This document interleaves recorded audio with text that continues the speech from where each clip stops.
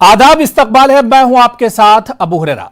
UP में जैसे जैसे असेंबली इंतखाबात 2022 करीब आते जा रहे हैं, वैसे वैसे रियासत की सियासत भी गर्मा रही है। यूपी की तमाम सियासी पार्टियां अभी से ही कमर कस चुकी हैं। लीडरों के दौरों का आगाज हो चुका है और बयानबाजियों का सिलसिला जारी है।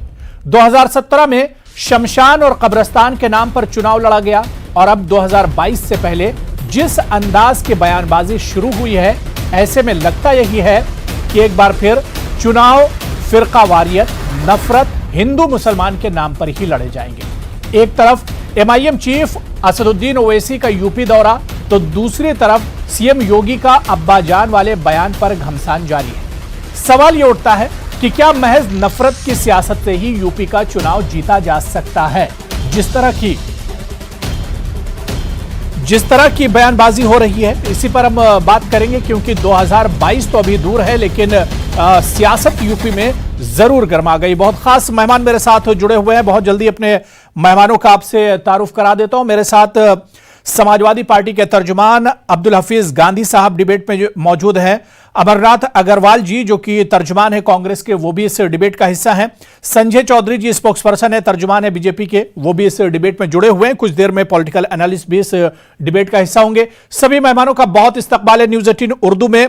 मैं सबसे पहले संजय चौधरी जी आपसे शुरुआत करना चाहूंगा। संजय चौधरी जी, बहुत अच्छे से याद है कि 2017 के चुनाव में शमशान और कब्रिस्तान हुआ था। 2000 पहले से अब अब्बाजान शुरू हो गए हैं। क्या है कि चुनाव क्या हिंदू मुसलमान के नाम पर ही लड़े जाएंगे? नहीं, निश्चित रूप से चुनाव जो उत्तर प्रदेश की जनता की बेहतरी के मुद्दे हैं, उत्तर प्रदेश में भारतीय जनता पार्टी ने जो काम किया है, भारतीय जनता पार्टी ने उत्तर प्रदेश के गांव के लिए, गरीब के लिए, किसान के लिए, नौजवान के लिए और महिलाओं के लिए जो काम किया है, उन मुद्दों को लेकर लड़ा जाएगा।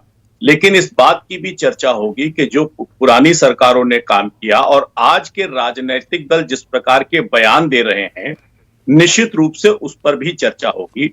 बदलते हुए उत्तर प्रदेश में जो अमन और चैन कायम है, उस पर भी चर्चा होगी। उत्तर प्रदेश में जो गुंडे, माफिया, मवालियों के रूप में उत्तर प्रदेश जाना जाता था, दंगे उत्तर प्रदेश की शान बन गए थे, दंगों के कारण लोगों का उत्पीड़न हो रहा था, उस पर भी इस चुनाव के दरमियान इस पर भी बात होगी। तो ऐसे सारी चीजें जिसको के उत्तर प्रदेश की जनता प्रभावित होगी, उन सारे इश्यूज पर बात होगी।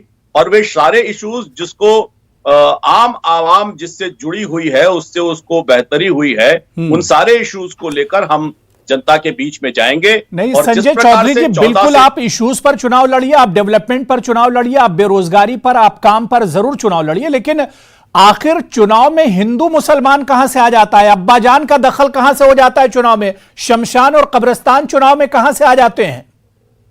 बिल्कुल बिल्कुल सही, आपने बिल्कुल सही कहा, बिल्कुल सही कहा। जरा आप गौर फरमाइए हुजूर, उत्तर प्रदेश के बगल में एक राज्य है झारखंड। वहां कांग्रेस और झारखंड मुक्ति मोर्चा मिलकर सरकार बनाती है।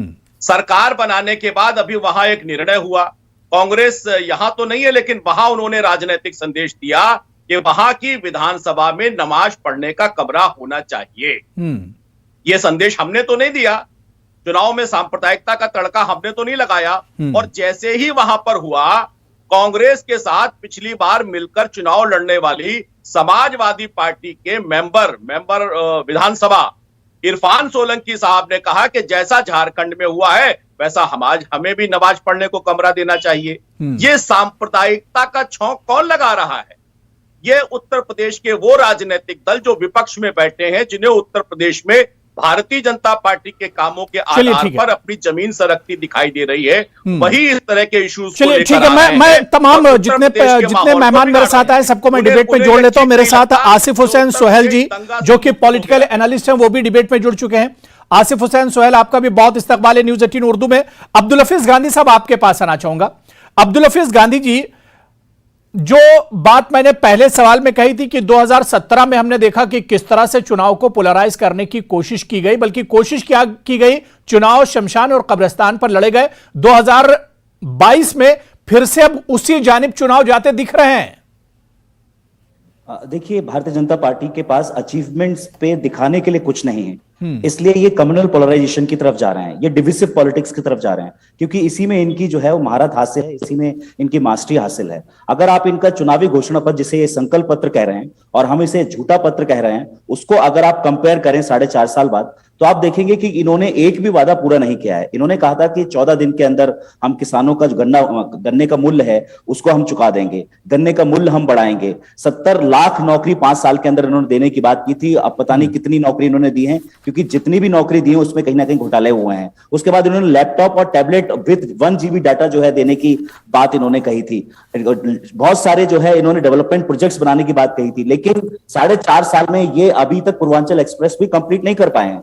हमारी सरकार ने 23 महीनों के एक वर्ल्ड रिकॉर्ड के अंदर जो है एक 302 किलोमीटर का हाईवे तैयार कर रख दिया था, क्योंकि हमारी जो सरकार थी वो विजनरियों की सरकार थी। हम सपने देखते थे और हमने सपने को पूरा करने का काम किया। हमने 55 लाख जो है वो महिलाओं को जो पेंशन देने का काम किया, 18 लाख लैपटॉप हमने बच्चों को बांटने का काम किया, वर्ल्ड क्लास स्टेडियम हमने दिए, हमने 4 लेन से जो है वो डिस्ट्रिक्ट हेडक्वार्टर्स को जोड़ा, पूरे उत्तर प्रदेश के अंदर हमने सड़कों का जाल बिछाया, इंफ्रास्ट्रक्चर डेवलपमेंट लेकिन फिर भी समाजवादी पार्टी चुनाव हार जाती है इतना काम करने के बाद। और ऐसा नहीं कि अखिलेश यादव का काम नहीं दिख रहा था, अखिलेश यादव का काम मेट्रो से लेकर आगरा और दिल्ली जो कॉरिडोर और जो हाईवे बनाया था काम दिख रहा था, लेकिन उसके बावजूद भी समाजवादी पार्टी चुनाव हार जाती है। अब्दुल हफीज गांधी साहब, देखिए, ये लोकतंत्र है, लोकतंत्र में चुनाव हारे जाते हैं और जीते भी जाते हैं। हम जीतेंगे, दोबारा जीतेंगे, आत्मविश्वास है हमारे अंदर। हम जरूर जो है 2017 के अंदर हम पब्लिक को नहीं समझा पाए, लेकिन हमारे जो काम है आज लोग याद कर रहे हैं। आप लखनऊ चले जाइए, पुराने लखनऊ चले जाइए, वहां का रीडेवलपमेंट देख लीजिए। गोमती को उन्होंने बर्बाद कर दिया। हमने गोमती का एक प्लान बनाया था, एक खाका बनाया था, और वहां पर हमने लंदन के बेसिस पे वर्ल्ड क्लास फैसिलिटी देने का काम किया था। आज भी जो है वो म्यूजिकल फाउंटेन 2 करोड़ रुपए का फ्रांस से आया है, वो कानपुर में सड़ रहा है, भारतीय जनता पार्टी ने उसको नहीं दिया। हमने जो है वो जेपी सेंटर बनाया, हमने जो है वो लोहिया पार्क भी हमने बनाया था, और उसके बाद जो है हमने छोटे लोहिया पार्क भी लखनऊ के अंदर जनेश्वर मिश्र पार्क बनाया। इसके बाद इतने सारे डेवलपमेंट। मैं दोनों गेस्ट को डिबेट में और जोड़ लेता हूं। मैं अमरनाथ अग्रवाल जी आपके पास आना चाहूंगा। राहुल गांधी जी ने बाकायदा ट्वीट किया है कि जो नफरत करे वो योगी कैसा, मतलब सीधा सीधा उन्होंने एक तरह से यूपी की सरकार और योगी आदित्यनाथ जी पर एक तरह से हमला बोला है। देखिए, जिस तरीके से सूबे के मुखिया होकर अपनी संवैधानिक जिम्मेदारियों का निर्वहन न करना,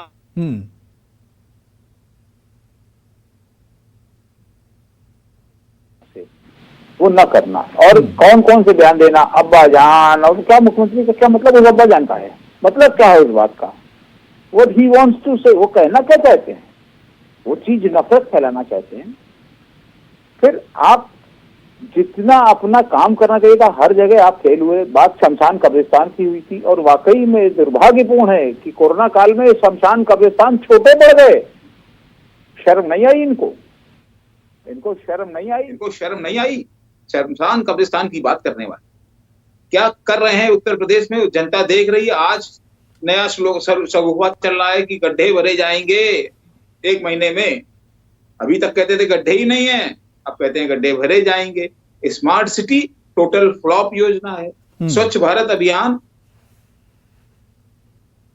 क्या स्वच्छता है, ये सब स्लोगन थे, नारेबाजी थी, जनता समझ चुकी है। और जो बात आप कह रहे हैं कि चुनाव जीत जाते हैं, चुनाव जिस नाम पे जीत रहे थे वो मुद्दे भी हल्के पड़ते चले जा रहे हैं। जनता में इनकी कलई खुल चुकी है।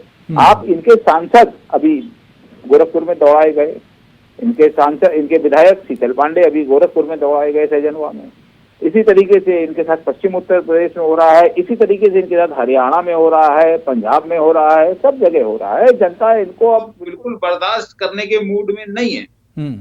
आज भी इन्होंने जिस लेकिन अमरनाथ अग्रवाल जी, मैं एक चीज समझना चाह रहा हूं, क्या अब ये यूपी चुनाव का एक मॉडल बनता जा रहा है कि आप चुनाव को पोलराइज कीजिए, आप कम्युनलाइज कीजिए, तो इस तरह से चुनाव आसानी से जीत जाएंगे? क्या एक यूपी चुनाव का मॉडल बनता जा रहा है? देखिए, निश्चित है कि भारतीय जनता पार्टी इसी मॉडल के आधार पर जीत के आ रही थी, और उनको लग रहा था कि हम कुछ भी नहीं करेंगे लेकिन हम पोलराइज करके बाद में चुनाव जीत जाए। अब जब उसमें कमी पा रहे हैं, क्यों इसलिए कमी पा रहे हैं कि किसान के खिलाफ 3 बिल ले आए। पूरे देश का किसान धरने पर साल भर से 9-10 महीने से बैठा हुआ, और उन बिलों की ये सफाई नहीं दे पा रहे हैं, किससे बात करके किया ये सुप्रीम कोर्ट में हलफनामे में नहीं दे पाए, किन संस्थाओं से, किन किसानों से बात किया। आप इनकी ये देखिए कि जब कहा इस 3 बिल का एक अभी मैं इसलिए कि बहस के मुद्दे हैं। मैं पॉलिटिकल एनालिस्ट है आसिफ हुसैन सुहेल जी, मैं उनसे समझ लेता हूं। आसिफ साहब, जो सवाल मैंने अमरनाथ अग्रवाल जी से किया कि यूपी के चुनाव आपको बहुत अच्छे से याद होंगे कि 2017 में शमशान कब्रिस्तान पर चुनाव लड़ा गया था। 2022 हालांकि अभी थोड़ा सा दूर है चुनाव, लेकिन चुनावी माहौल एक तरह से गर्मा रहा है यूपी में। असदुद्दीन ओवैसी साहब का दौरा होता है, फिर कुशीनगर जब योगी आदित्यनाथ पहुंचते हैं तो वहां पर अब्बाजान की याद आती है। तो जो हिंदू मुसलमान ये चुनाव में जो हो रहा है, फिरकावारियत का जो जहर घोला जा रहा है, क्या वाकई में यूपी में जो चुनाव होंगे वो सिर्फ हिंदू मुसलमान के नाम पर लड़े जाएंगे? ये चुनाव का एक मॉडल जो है वो पोलराइजेशन का और कम्युनलाइजेशन का एक तरह से बनता जा रहा है? जी, कुछ देर की खामोशी थी, फिर शोर आएगा, तुम्हारा सिर्फ वक्त हमारा दौर आएगा। अब बीजेपी को और आरएसएस को समझना चाहिए, कब तक मुल्क को तोड़ेंगे। ये सिर्फ हिंदू मुस्लिम मस्जिद मंदिर के नाम पर ही चुनाव, इनके पास कोई मुद्दा नहीं रहा।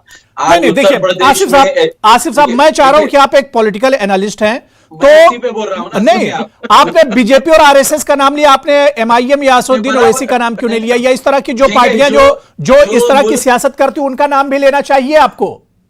जो मुल्क तोड़ेंगे उनके लिए बराबर नाम लूंगा। असदुद्दीन ओवैसी मुल्क तोड़ने का काम नहीं कर रहे ना, अगर वो तोड़ेंगे तो उनसे भी सवाल करेंगे हम। आज आरएसएस और बीजेपी आज उत्तर प्रदेश में क्या किया? आज आप मेडिकल सिस्टम का फेलियर देखिए, आप एजुकेशन में फेलियर देखिए, मैं अग्रवाल जी आ रहा हूं देख लिया आप उत्तर प्रदेश में लोग आज जो तालीम चाहते हैं, आने वाला चुनाव भाजपा के लिए आखिरी चुनाव होगा हिंदुस्तान का, वहां से उनका सवाल शुरू होगा। आज लेख चुके हैं लोग, गंगा के घाट पर भी कितने लाश पड़े थे, आप देखिए ना, कितने दंगे किया गए वहां पे, किस पर जुल्म कराया जा रहा है। सिर्फ ये हिंदू मुसलमान ही करेंगे, मगर हिंदू मुसलमान मिलके इनको हराएंगे इस बार। इस बार का चुनाव आप देखिए अब तक के चुनाव से अलग रहेगा। ये भारतीय जनता पार्टी को एक सबक सिखाने वाला चुनाव होगा, समझे आप? ठीक है, मैं संजय चौधरी जी, जो तमाम पैनलिस्ट जो बात कह रहे हैं कि बीजेपी का असल में ये चुनाव लड़ने का एक स्टाइल है कि चुनाव जब आए उससे पहले पोलराइजेशन कीजिए, कम्युनलाइज कीजिए, फिरकावारियत की बात कीजिए, हिंदू मुसलमान की बात कीजिए और आसानी से चुनाव जीत जाइए। क्या यही मॉडल है बीजेपी का? और क्या इसी वजह से योगी आदित्यनाथ जी को अब्बाजान याद आ रहे हैं? कौन सी कम्युनल बात कर, मैं तो कह रहा हूं ना कि कम्युनलाइजेशन की बात कौन करता है? अगर आप केवल कब्रिस्तान बनाएंगे तो हिंदू अगर ये सवाल कर दे कि आप कब्रिस्तान बना रहे हैं, हमारे यहां भी कोई काम कर दे, भारतीय जनता पार्टी अगर इस सवाल को उठा दे तो भारतीय जनता पार्टी कम्युनल है। आपने तो शमशान भी नहीं बनाए। आप अगर शमशान घाट बनाते तो शायद कोविड के दौर में वो काम आ जाते। हमारी भी बात सुन लीजिए, हमारे सारे विरोधी बैठे, ये तो हमारे विरोध में बात करेंगे, कम से कम आप तो हमारी बात। ठीक है, मैं आसिफ साहब आ रहा हूं, सुन लीजिए जी। नमाज का कमरा बना दे तो ये सांप्रदायिक नहीं। हम अगर कह दें कि भैया नमाज का कमरा बनाया तो हनुमान चालीसा का कमरा भी एक बना दो, तो हम सांप्रदायिक हो गए। तो ये जो दोहरा रवैया है, इस रवैये के खिलाफ भारतीय जनता पार्टी बोल दे तो भारतीय जनता पार्टी सांप्रदायिक है। भारतीय जनता पार्टी अगर कह दे कि शाहबानों को गुजरा भत्ता मिलना चाहिए तो भारतीय जनता पार्टी सांप्रदायिक हो गई। भारतीय जनता पार्टी कहे कि मुसलमानों की औरतों की स्थिति खराब है, 3 तलाक उसके लिए बंद कर दे, तो आप कहें भारतीय जनता पार्टी सांप्रदायिक है। भारतीय जनता पार्टी अगर मुसलमानों के लिए अरब जाने के रास्ते अटल बिहारी वाजपेयी खोल दें तो आप कहेंगे कि हम सांप्रदायिक हैं। मुसलमानों की शिक्षा अच्छी होनी चाहिए, डॉक्टर मुरली मनोहर जोशी उसके लिए कंप्यूटराइजेशन की बात करें, आप कहेंगे कि साहब हम सांप्रदायिक हैं। नरेंद्र मोदी महिलाओं के लिए काम करें, हम सांप्रदायिक हैं। अगर योगी आदित्यनाथ उत्तर प्रदेश में दंगों को बंद करके मुसलमानों को सुरक्षा देने के लिए आगे आते हैं, दंगे बंद हो जाते हैं, तो हम सांप्रदायिक हैं। अगर ये सब सांप्रदायिकता है तो हाँ, हम सांप्रदायिक हैं। अगर यही सांप्रदायिकता की परिभाषा है, 2 तरह का व्यवहार जो मॉब लिंचिंग, देखिए मॉब लिंचिंग हो रही है, आप ये मानेंगे या नहीं मानेंगे? यूपी में मॉब लिंचिंग हो रही है, आप इसे मानेंगे या नहीं मानेंगे? तो भैया ये तो आंखों के जो देखकर कोई भी कहेगा कि वास्तव में सांप्रदायिक कौन है। जनता के सामने वो सारे के सारे लोग फेल्योर हो गए हैं। जो मैं तीनों लोगों से इस पर रिएक्शन ले लेता हूं। अमरनाथ जी आप कुछ कहना चाह रहे हैं, मैं उसके बाद आसिफ साहब और अब्दुल हफीज गांधी जी आ रहा हूं। अमरनाथ जी, ये कहना चाह रहा था, जरा ये पता लगा लें मेरे मित्र जो हैं भाजपा के, कि झारखंड में वो कमरा कब से बना हुआ है? अभी नहीं बना है वो। अरे आपके समय में भी था। परमिशन दी है आपने परमिट किया है कि नहीं? आपके समय में भी था भाई। भागीदारी है कि नहीं है? आपके समय में भी था। बात तो सुन ही नहीं रहे हैं। कांग्रेस के नेता हैं और वो, अरे आपके समय में भी था भैया, उसको सुनो मेरे भाई। ये कोई आपके लिए आईना और सुनिए, ये जो आप में इतना हौसला नहीं है, सुनते नहीं है बात को। ऐसा क्यों करते हो भाई? सुनते नहीं है, इतना हौसला नहीं है। अरे कुछ करते थे दंगे तो मुकदमे झेलो, मुकदमे क्यों वापस ले लेते हो? हौसला हो तो मुकदमे भी झेल लो। आपने किया है ना, अरे हौसला हो, आप ही की सरकार है, आपने मुकदमे क्यों वापस ले लिए पश्चिम उत्तर प्रदेश के नेताओं से? आपकी सरकार है, नेताओं से मुकदमे क्यों वापस ले लिए भैया? सरकार में हौसला हो तो मुकदमे झेल लो। और कहोगे हमसे हम कहाँ कर रहे हैं? अरे करिए, आप सब कुछ कर रहे हैं। आप भैया ठोको नीति आप चला रहे हैं। हाई कोर्ट ने उसे मुख्यमंत्री को टोका, ठोको नीति आप चला रहे हैं। इसके लिए आपको जनता ने नहीं चुना था। संविधान है, कानून है, हाई कोर्ट ने आपको टोका है। थोड़ा सा शर्मिंदा होइए। अपने नेता साक्षी महाराज ने बताया कि ओवैसी अपना आदमी है। अरे आपके ही आदमी ने बताया, आपके एमपी ने बताया कि ओवैसी अपना आदमी है। अरे थोड़ा सा तो लिहाज रखिए अपने नेताओं का। चलिए ठीक है, अरे उनको क्यों दोनों लोग भाई? ठीक है, अमरनाथ जी मैंने टाइम दे दिया, चौधरी साहब मैंने टाइम दे दिया। अब्दुल हफीज गांधी जी आप कुछ कहना चाह रहे हैं? अब्दुल हफीज गांधी जी, अगर चौधरी जी थोड़ा पेशेंस से सुने तो मैं कहना चाहूंगा बिल्कुल कि बीजेपी की डबल स्टैंडर्ड्स रहते हैं। अभी इन्होंने कहा कब्रिस्तान के लिए फंड है, हमने जो है शमशान के लिए भी फंड दिया था। और जो बिहार में सरकार चल रही है वहां पर भी ये पॉलिसी है, लेकिन ये वहां ऑब्जेक्ट नहीं करेंगे। अभी इन्होंने कमरे की बात की, तो मैं आपको बता दूं कि बिहार में जो रियल बिहार है उसमें भी अभी भी वहां पर ये इंतजाम है। और इसीलिए जब झारखंड बना था 2000 में, तो झारखंड असेंबली में भी वो कमरा प्रोवाइड किया गया। अब चूंकि नया बन गया है असेंबली, नया असेंबली बन गया है, इसलिए उस कमरे की वहां पर भी परमिशन दे दी गई है। तो इनकी सरकारें रही तब भी वो वहां था, लेकिन इन्होंने ऑब्जेक्ट नहीं किया। तो इनके तथ्य करेक्ट नहीं है। बिहार असेंबली में भी है, झारखंड में भी था, 20 साल से है, और नई असेंबली बनी है, इसलिए नई असेंबली में भी स्पीकर को परमिशन देनी पड़ी है। तो मैं कहूंगा कि आप अपने फैक्ट क्लियर करके आइए, सिर्फ ये नहीं कि जब आपको शूट करे तो उस मुद्दे को उठा दें। आपकी भी सरकारें नहीं है, आपने खत्म क्यों नहीं किया? झारखंड में आपकी सरकार थी, बिहार में आपकी कोalition में सरकार थी, आपने खत्म क्यों नहीं किया? उस पे प्रतिवेदन है, उसके आधार पर विधानसभा अध्यक्ष का निर्णय है। शूट करेगा की कॉपी आप चाहिए तो मैं दिखा दूंगा। जब आपकी सरकारें वहां रही हैं, 20 सालों से आपकी सरकार है, आपने क्यों नहीं वो कमरे बंद किए? मुझे बताइए। बिहार में अभी है, पहले कमरा नहीं था। ये अरे आप जाकर चेक कीजिए, बगैर होमवर्क के मत आए कीजिए।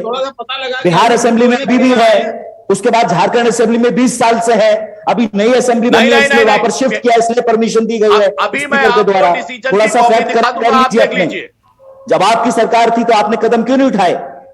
चलिए ठीक है, फैक्ट करेक्ट ठीक है। करके आसिफ हुसैन सोहेल जी आप जवाब देना चाह रहे थे, लेकिन मेरा सवाल यह है कि क्या जो सियासी पार्टियां जिनका ये स्टाइल है कि नफरत की सियासत की जाए, हिंदू मुसलमान की सियासत की जाए, क्या ये सिर्फ वाकई में सिर्फ वोटों के लिए ये पॉलिटिक्स होती है? क्या सिर्फ मुंहभराई के लिए इस तरह की सियासत करनी पड़ती है? देखिए, ये बगल में छुरी रख के और मुंह से मोहब्बत की बात अच्छी नहीं लगती इनसे। खुले अल्फाज में बोल दे कि हमसे नफरत है, और नमाज पढ़ना कम से सांप्रदायिक बात हो गई इसमें बताए। और ट्रिपल तलाक की जब आपने बात की है, भत्ते की, आपने कानून में आदमी को 3 साल की जेल बता दिया, तो मेंटेनेंस कहां से मिलेगा? ये सब मंसूबा तौर पे एक मुसलमानों को तबाह करने के लिए ये बिल आई थी, और मुसलमान औरतें आज परेशान है ये ट्रिपल तलाक से। जब ये गवर्नमेंट चेंज होगी, ये बिल को भी वापस लेना चाहिए जल्द से जल्द।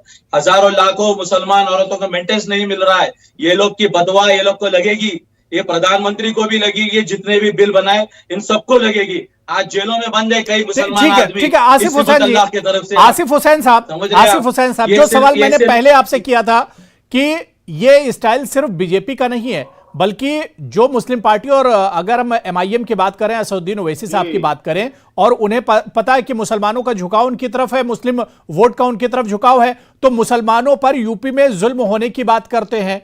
वो सीधे सीधे बीजेपी पर मुसलमानों की सियासत को लेकर अटैक करते हैं। तो ये तो दोनों तरफ ये चीजें हैं आसिफ साहब, इसे तो देखना पड़ेगा। नहीं, झुकाव की वजह क्या है बोलिए? वहां पे सपा फेल हो गई, बीएसपी फेल हो गई, ठीक है, भारतीय जनता पार्टी फेल हो गई अखिलियतों को हिफाजत करने के लिए। आज अखिलियत क्या दौर से गुजर रहे हैं आपको पता है, मुझे बोलने की जरूरत नहीं है। इतनी तरीके से तो लोग को सताया जा रहा है, मुसलमान आज डर रहा है मुसलमान बोलने के लिए। आज हिंदू भी खतरे में है भारतीय जनता पार्टी के तरफ से, महंगाई के तरफ से। ये चुनाव में बोल रहा हूं ना, आज हिंदू मुस्लिम मिलकर ये चुनाव में जवाब देंगे हर वो पार्टी को जो मुल्क को तोड़ने का काम करेंगे और नफरत का काम करते हैं। ठीक है, मैं अब्दुल हफीज गांधी जी आपके पास आना चाहूंगा। अब्दुल हफीज गांधी जी, क्या वाकई में जो शुरुआत इस नाम पर होती है कि बेरोजगारी के नाम पर, डेवलपमेंट के नाम पर, रोजगार के नाम पर और इसके अलावा मेडिकल और एजुकेशन के नाम पर चुनाव होंगे, लेकिन चुनाव जैसे जैसे करीब आते जाते हैं फिर वो कास्ट के नाम पर, वो हिंदू मुसलमान के नाम पर, आखिर इतना बड़ा बदलाव कैसे आ जाता है, कैसे शिफ्ट हो जाते हैं ये चुनाव? देखिए, जो डबल इंजन की सरकार है केंद्र में और जो राज्य में, ये यही करती है, ऊपर भी यही करते हैं। उनके पास अचीवमेंट दिखाने के लिए कुछ नहीं है। जीडीपी गिर रही है, अनएम्प्लॉयमेंट बढ़ रहा है, एग्रीकल्चर जीडीपी गिर रही है। आज आप देखिए कितने लोगों की नौकरी चली गई। 20 में 26,000 को लोगों को रिट्रेंच कर दिया गया। इसलिए उत्तर प्रदेश में इनके पास दिखाने के लिए कुछ नहीं है। कोविड मिसमैनेजमेंट उन्होंने किया। अभी भी जो है फिरोजाबाद में बच्चे मर रहे हैं, वहां पर बेड नहीं है, वहां डॉक्टर नहीं है, लोग स्ट्रेचर अवेलेबल नहीं है फिरोजाबाद में। लोग अपने कंधों पर अपने बच्चों की डेड बॉडीज ले जा रहे हैं। ये किस तरह की सरकार चला रहे हैं जब इनके पास दिखाने के लिए कुछ नहीं है, करने के लिए कुछ नहीं है, विकास की राजनीति इनके पास कुछ नहीं है। इसलिए डिविसिव पॉलिटिक्स, बांटने वाली पॉलिटिक्स, हिंदू मुस्लिम पॉलिटिक्स जिसमें इनको महारत है, उसी पर ये जाते हैं और उसी तरह से जनता को बेवकूफ बनाते हैं। लेकिन मैं इनको बता दूं कि 2022 में अब जनता बेवकूफ बनने वाली नहीं है। संजय चौधरी चाहती है, रोजगार संजय चौधरी जी, कितने घोटाले जो अखिलेश यादव बार बार कहते हैं, या जो बातें मायावती बार बार कहती हैं, प्रियंका गांधी जो बातें बार बार कहते हैं, और खासतौर से अखिलेश यादव कहते हैं कि जो काम उन्होंने 5 साल में किया था, योगी जी ने अपने 5 साल में सिर्फ उन्हीं कामों के रिबन काटे हैं। और जो बात यहां पर अब्दुल हफीज गांधी कह रहे हैं कि सरकार का फोकस बिल्कुल हेल्थ की तरफ नहीं है। फिरोजाबाद की आप बात कर लीजिए, इटावा की बात कर लीजिए, गोरखपुर की आप बात कर लीजिए, क्या हालत है यहां पर मेडिकल फैसिलिटीज को लेकर? बिल्कुल बिल्कुल, जो आप कह रहे हैं उसको जरा, जो मैं कह रहा हूं उसको नोट करके रखिए। एम्स कहां है? 1978 से लेके 2017 तक उत्तर प्रदेश के गोरखपुर में एक रोग हुआ करता था, उसको कहते थे जापानी एन्सेफेलाइटिस। हर साल कम से कम, अरे चौधरी साहब, फिरोजाबाद के बारे में बताइए जरा। और लगातार बढ़ते आ रहे हैं। बच्चों की मौत हो रही है। सरकार के आने के बाद एक भी बच्चे की मौत सुन लीजिए, जो मैं कह रहा हूं कहाँ है ये बताइए। फिरोजाबाद में सरकार कहाँ पर है ये बताइए। चलिए ठीक है, देखिए ठीक है संजय चौधरी जी, सरकारों को यह सोचना चाहिए कि डेवलपमेंट की बात करें और डेवलपमेंट पर ही सियासत होनी चाहिए। जाहिर सी बात है कि अगर मेडिकल पर काम किया गया होता, एजुकेशन पर काम किया गया होता और डेवलपमेंट पर काम किया गया होता तो आज इस तरह के दिन देखने को नहीं पड़ते।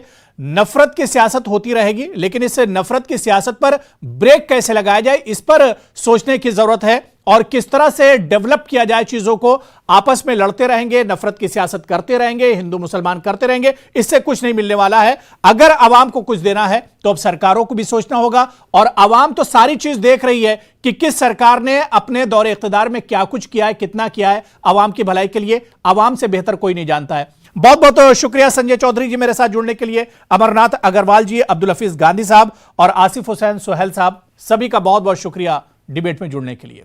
आदाब।